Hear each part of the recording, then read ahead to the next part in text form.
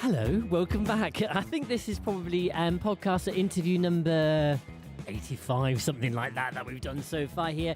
But the most important thing to mention is that we are indeed live down from the Plymouth Life Centre here as we celebrate the very first Devon business show under the banner of the brand spanking new Devon Chamber of Commerce. My name is Paul Philpott. Thank you very much for joining us across all the various social media platforms of the various chambers, Devon Chamber of Commerce, the Exeter Chamber of Commerce and the Plymouth Chamber of Commerce, of course. Now, I mentioned we are here at the Life Centre and we're going to find out a bit more about the Life Centre because I have somebody who has all the inside knowledge about the place. We'd like to say hello to Steph Lewis from the Life Centre. Hello for joining us. Thank you. Also from Theatre Royal Plymouth, we have James Wheatley. Hello, James. Hello there. And also from Cat, who apparently he's been asked the question, so what is it you do?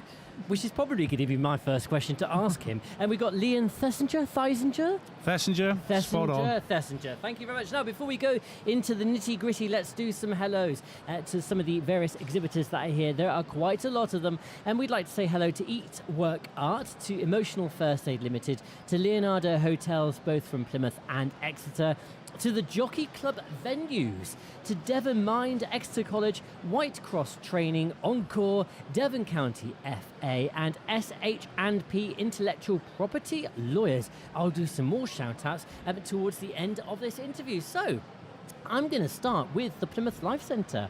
It's our first time here. I know. Yeah, and it's going all right. It's going good, isn't it? Yeah. I've had the pleasure over the years of being an exhibitor over many different type of companies. This is the first time of being a part of the venue host. Oh, right. So you've kind of you've gone to the dark side, so to speak. You don't want to call it the dark side. But the side that enables, shall we say? Absolutely. Yes. That's the correct So you've been running around, obviously in a panic, because everybody is. It's part of the fun when you host an event like this. It's quite a different venue to the ones that the Devon Business Show has exhibited at before. In fact, I think it's fair to say a lot of people wouldn't connect with the Life Centre with this kind of event. But you've made it happen. The auditorium, sports hall, multi-purpose location update my marketing behind. collective to include all of those things. It's literally gone from being somewhere you'd have a cheeky game of basketball into the best venue I've experienced for an event like this so far. Oh, amazing! It's absolutely brilliant. How have you managed to make this happen? So, truth be told, is the Devon Chamber first reached out over a year ago, along with one of their largest supporters, PL1, who helped then support bringing this to the Life Centre and actually have made it happen, along with Black Cat exhibitions. But the main element is that, actually, what is the Plymouth Life Centre? So the background of Plymouth Life Centre is that it was designed in 2012 as part of an Olympic legacy to create this space for all sports in the city. And we support every club from basketball, netball, ping pong to diving to our Olympic divers, all the way to a full-time fitness suite, a 52-foot climbing wall, and a bowls alley that's hidden in the basement and hardly anyone seems to know about, but we're making it happen. But actually, what life is just about connectivity. So it's not just about sport, it's about just how people can meet, and what a better place to do than bring people that is the home of that community into just a different type of event. So today it's the Business Life Centre. It is. So to speak. Now, Kat, I'm going to start by asking you... Okay, that was quick. It was, wasn't it? Yeah. You're here, you're exhibiting. Yes. So 2 questions. First thing, what is it you do? Right. And then the second thing is, how have you found this as a venue and how does it compare to other exhibitions that you've attended before? Okay, You have to be nice. First question, I'll answer the first one first. First question is, what do I do? This is a very difficult one to explain, so if you're at the show, come and see us. All right. But we work with NFC, which is Near Field Communication, and QR code technology.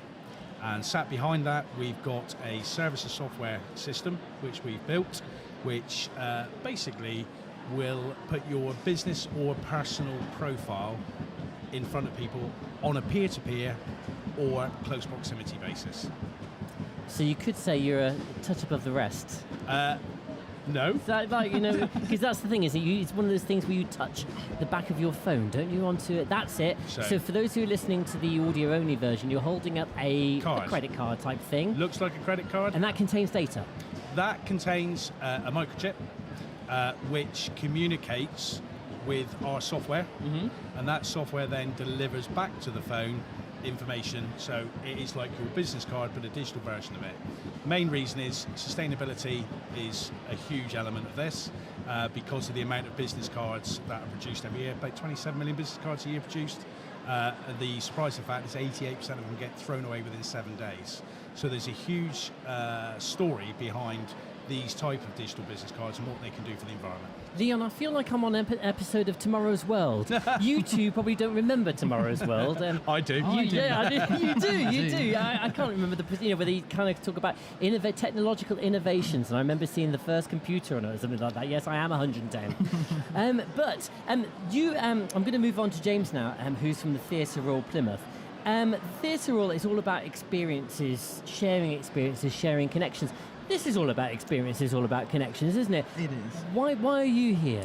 Why are we here? Why am I here personally? But no, why are the theatre here? So we're a theatre. We're one of the largest regional theatres in the country, and we have, Hamilton, all these amazing, exciting shows coming. But we're a charity. We're a part of the community of Plymouth, and Plymouth and surrounding area, I should say, sorry. And we rely on local businesses, we rely on those connections. So whether that's corporate membership, whether that's sponsorship of some of our community projects, whether that's just there's people here who love the theatre. And I mean, that's what we found so far. It's just really nice conversations about the theatre. People come with their families, their memories of coming to TRP or to TR2 or other site over the years.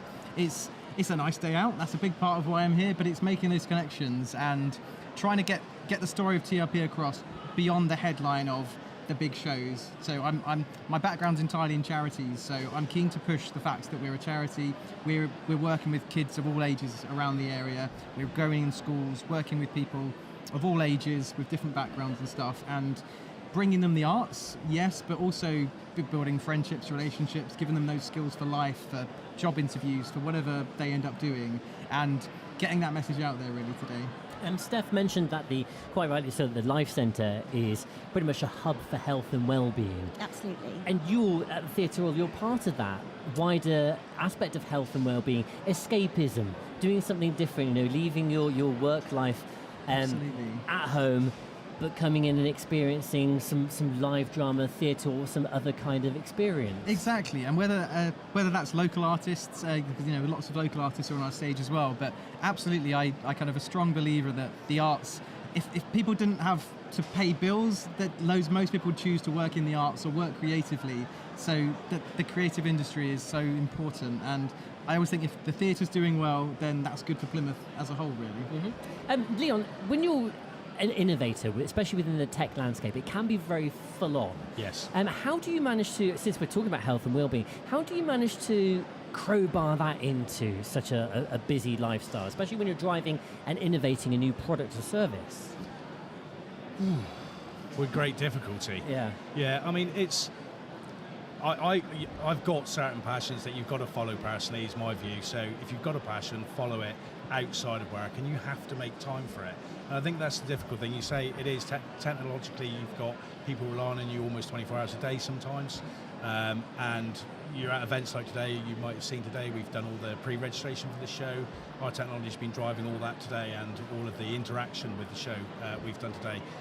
Therefore, people are always relying on you if something, they can't quite use it, or they don't quite understand it. We've got to educate them. So I've got a very definite sort of thing that I like to do. I'm a petrol head, so I know those are EV cars, but I'm a petrol head, and that's what I like to escape to, and that's how I sort of leverage the time. I book that time, and then I make sure it happens. So Steph, work-life balance then, in terms of using the Life Centre as a focal point for balancing what you do behind the desk to what you can do in the pool and the squash court. I guess one of the aims that you've got today is to bring new people into the Life Centre, because you'll probably have business owners and business leaders and colleagues that simply say to you, we don't have time for that. Yet you would probably argue quite rightly so the opposite. You absolutely have to, and actually you need to make time for it, because it's what's going to design the rest of your life. The most important aspect that you need to look after is your body, and then there's your mind. You can't do anything without those two elements. So that's what the Plymouth Life Centre has been created for, run by Plymouth Active, is who I work for. And the other element of Plymouth Active is that we are owned by the city. So it's owned by the city for the city. So whilst there's an element of, you mentioned escapism, which is truthful. You see that when people come down to unwind. A lot of people do it to start their day right. So big influences, swimming is a big major push. We are Britain's ocean city as well. So one element we want to make sure is that not just children, where we have a very large learn to swim program here for swimming lessons, is that all the way up to adult and elderly, that they have an access into sport. That's something that works for them, and then it's going to support for the rest of what they want to achieve in life. And it's also a venue for helping individuals make new connections. Yes. I mean, you go to classes, you have a lot of group fitness classes here, you naturally make connections, you make friends. You might find you have synergies, not just with what happens on the spinning bike or what happens with a boxer-sized type of class, but you've got the opportunity to share other experiences with one another as well, haven't you? Well, a health result actually can be different for different people. For somebody that a spinning class, which is a high cardio workout, and that's what they need. But a result for another person is that instead of being on their own in their living room on their armchair for 12 hours a day and then going back to their bed, they get up, they walk, they have a cup of tea in the community area, and they go home. That's creating an active life, which is what we are trying to achieve here. It has to be for everybody, because we are the city, which is very similar to what the Theatre Royal is, in the sense that it's a cornerstone of community. Which, apart from also being there for well-being, also supports the wider economy on a rather large scale. Us as sport, theirs as culture. And I'll pass it over to James actually to talk about that in more detail with regards to community support, and also the fact that the Theatre Royal likes to engage with the business community quite a bit as well, doesn't it? Yeah, I think we do. So mainly through our corporate membership. So that is something we're, as much as we are very much enjoying meeting people today, and lots of our corporate members are here, so we're meeting some for the first time and making those connections as well. It's through corporate memberships that we can fund our community projects. So starting from £1,000 without getting too salesy, there's a lot of benefits that come for local businesses basically. From complimentary theatre tickets, that's a big one. That's the headline right there. But it's also it's using us as a meeting space. It's coming into our cafe, using our building, because we have shows on twice a day, but we have community projects other times. We have a cafe open and all this kind of stuff. So we're keen to get people through the door to make those connections, as Steph was mentioning. And I mean, through our individual memberships, you'll find you see the same people coming to lots of shows. So there's that interest, but it extends wider than that, as you say, kind of thing. And it's not just I'll see them next time I go to this show, but you build up those connections, you see the same faces, and you feel part of that community. Building up connections, that's a good point actually. Leon, as an entrepreneur, if I may, that's a good term I think for you, isn't it? Yeah? Not bad. Yeah. How do you make the most of events like this? For me, this is all about, you talk about connections and whether that's personal, whether that's for health purposes or whatever it may be. I mean, the reason to be here today, let's face it, we're all here for business connections. We're trying to make the most of our businesses or organisations, whatever it may be.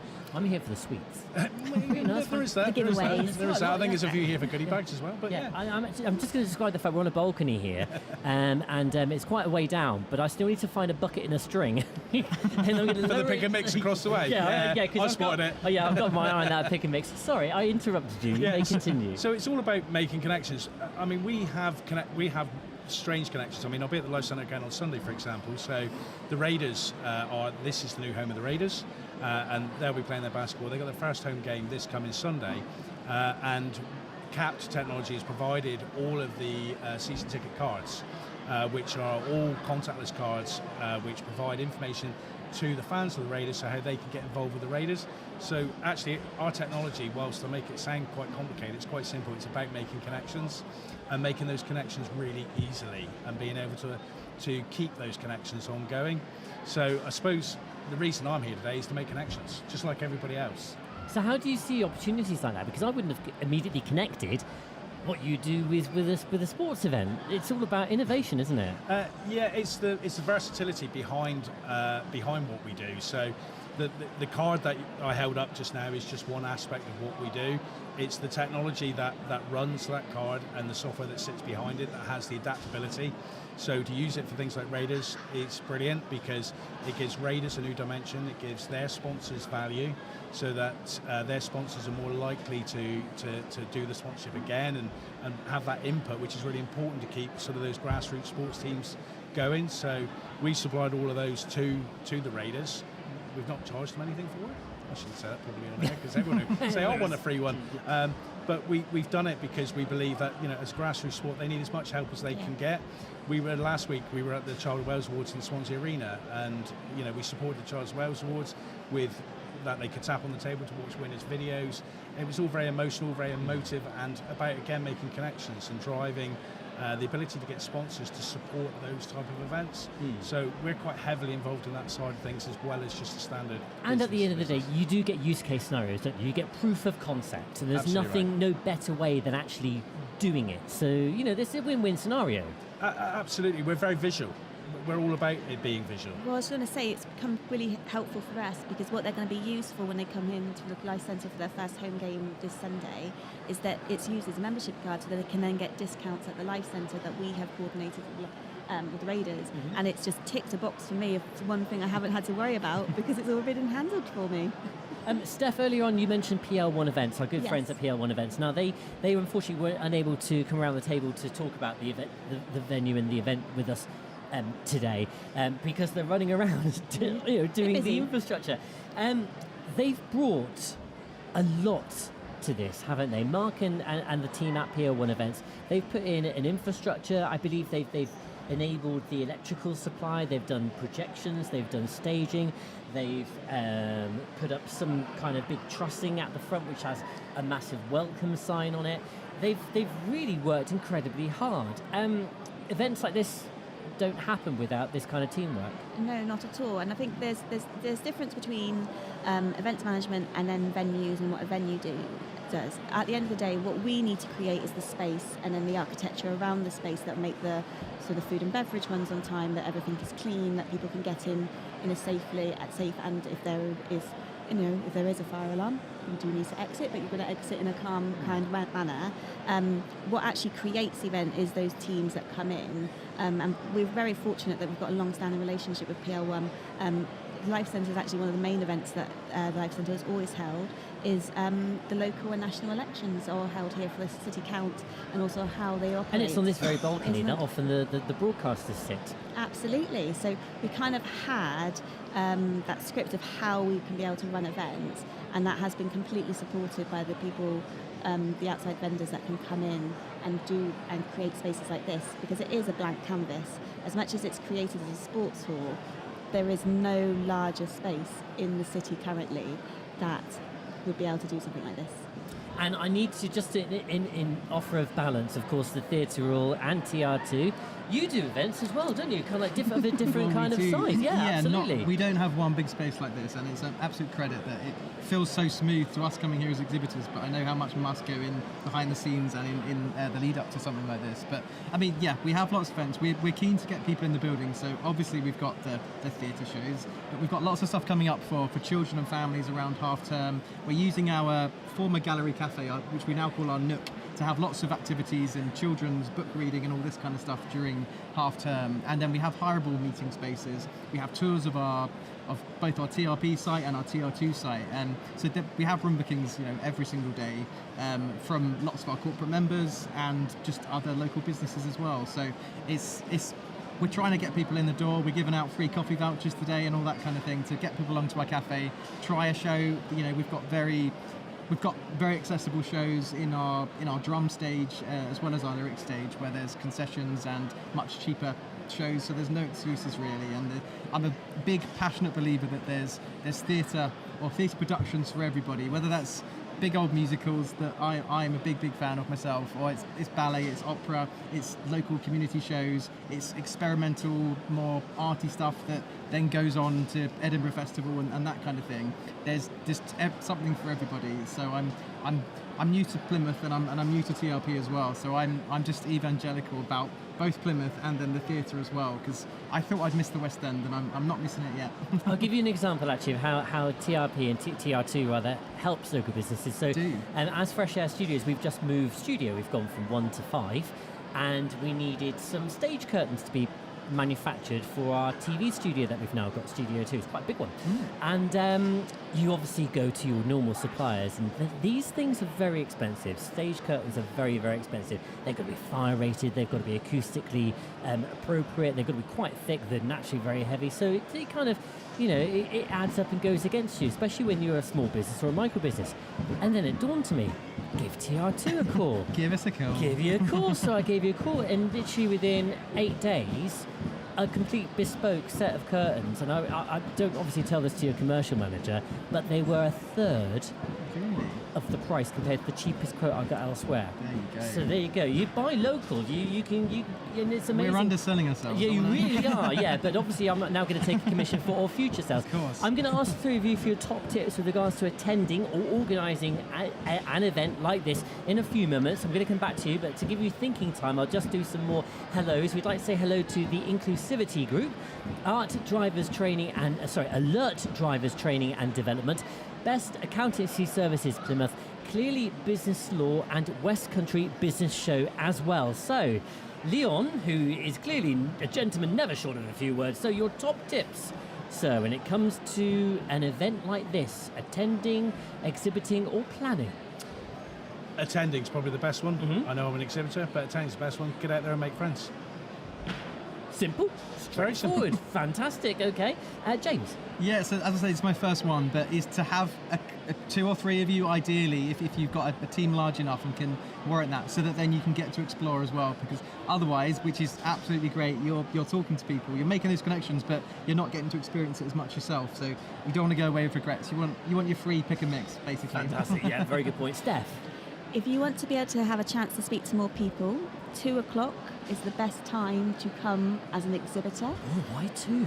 Because it does calm down slightly, so you can get more time with each person, and most of the exhibitors will not want to carry everything back to their cars, so you're much more likely to get better giveaways. So you're all about the strategy, aren't you? Strategy Yeah. and flat shoes. Yeah, good tips. Okay, thank you very much to the three of you for joining us around the table. Thanks, Paul. And thank you for listening and for watching. We've got more interviews to come throughout the day as we celebrate the very first Devon Business Show here at the Plymouth Life Centre.